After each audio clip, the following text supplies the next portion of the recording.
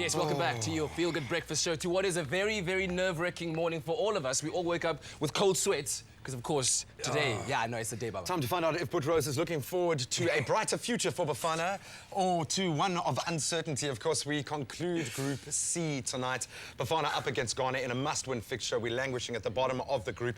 And of course, we've got to hope that Senegal do us a favour by beating Algeria, but it can happen. Yeah, I think we just got to pump in the goals, but I think we lack that physical presence. Our players can't compete. That's why on the next meal plan, on the next meal plan of Bafana Bafana, we recommend Phuza Mandla, aka Movai Dikamashi, Lee Mixe for breakfast day. Lee Jane Bafana, man. Come on. Now Buttrose has cracked a smile. Well, let's get a preview of Bafana's chances tonight in AFCON 2015.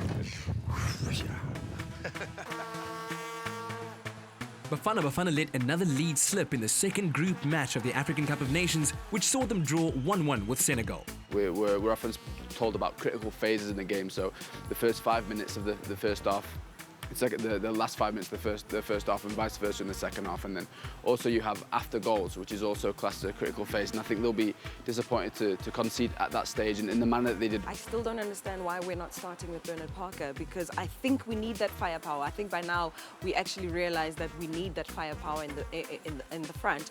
Not having put Yeye in as soon as Opa Manyisa scored the goal. But more than anything, we tend to really become very complacent once we score a goal. There's really nothing wrong with parking the bus. Just go in there, score a goal, park the bus, but, you know, also trying to score another one that secures you. But at the end of the day, just park the frigging bus.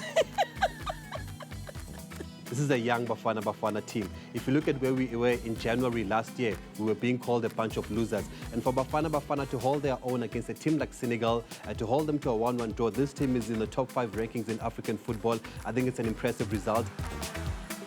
The result has left Bafana at the bottom of the log with 1 point. As we head into the final round of group matches in Group C, the equation is a simple one for Bafana. They need to win. Irrespective of what happens in the other game, if they win their game, then they have a chance. If Bafana Bafana do beat Ghana, and then Senegal beat Algeria, and then Senegal and Bafana Bafana will go through as the top 2 teams in that group. But if Senegal do lose to Algeria and Bafana Bafana do beat Ghana, and then it'll go down to goal difference, because head-to-head Bafana and Senegal play to a 1-1 draw. So then Bafana Bafana will need to score more goals in their game against Ghana, which will probably be like a 2-goal margin. With only 2 goals scored in 180 minutes of football, questions are being asked of Shakes Mashaba and the selectors for leaving out proven goal scorers from the squad. I think one of the biggest, probably baffling decisions that have been made here at this AFCON is Shakes Mashaba's decision now not to go with the 2 strikers up front like he's done in the qualifiers. Bongani Ndulula and Tukelo Rantia actually scored 6 of the 9 goals in the qualifiers that got us to Africa Cup of Nations 2015. I think that with more game time, those 2, would probably be a little strike force, but they just need to play together more and more. As they say, hindsight is a wonderful thing. So it's very easy for us now to say we should have had this guy in the squad, we should have had this guy. But the fact of the matter is, Shakes got us through a qualifying campaign completely unbeaten. So it would have been harsh for us to say no, you shouldn't pick him or you shouldn't pick him, because he did so well through qualifying.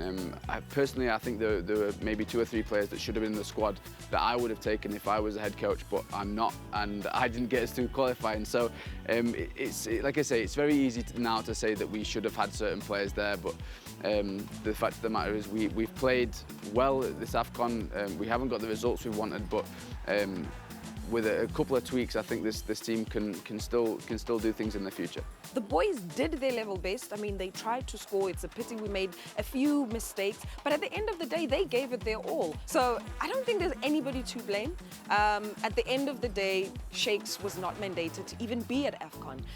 He wasn't mandated to even win all that much. His sole mandate is to build for 2022. So, and that's what he's doing. So at the end of the day, South Africans, if we get out, let's just, be proud of what the boys have achieved, because it is quite a feat. There is sure to be some drama in Group C tonight as Bafana take on Ghana at 6 o'clock on SABC 1. Will our boys be coming home, or can they continue their AFCON fairy tale?